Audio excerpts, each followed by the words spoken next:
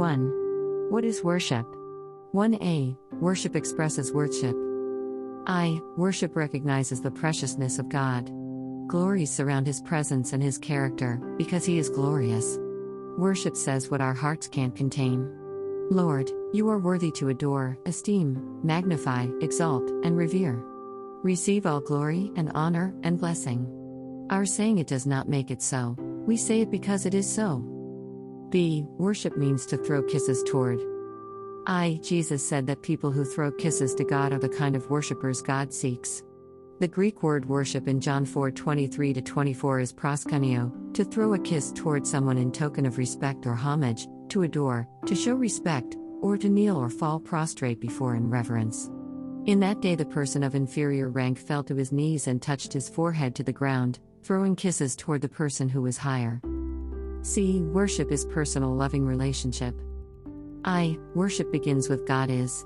Worship freely and intimately expresses a loving relationship with Him. David said, I love You, O Lord, my strength, Psalm 18:1. Worship is the essence and simplicity of true love and mutual adoration. It is the deep connection that our hearts long for with a loving person. It involves commitment of ourselves to our beloved and His commitment to us. To cherish our beloved is our highest privilege, calling, and obedience. By that kind of worship, we will be changed by beholding Him. D. Worship is in spirit and in truth. Worship is with the heart, as well as with understanding.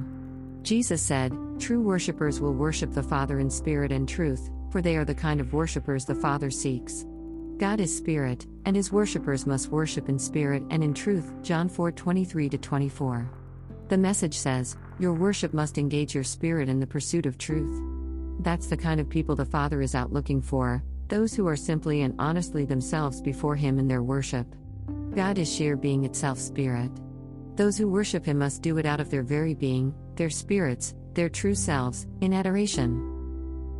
Worship is the response of deep calling unto deep. Worship is the place where spirit calls to spirit, where deep calls unto deep. The psalmist said that he panted for God as a matter of life and death, as a running deer pants for water. My soul thirsts for God, for the living God. By day the Lord directs His love, at night His song is with me a prayer to the God of my life, Psalm 42:1-2,8. Music speaks the language of the Spirit, but worship need not be musical. Worship reflects what we believe about God. The crux of worship is to trust by faith that God is able before we have evidence, simply because He is trustworthy.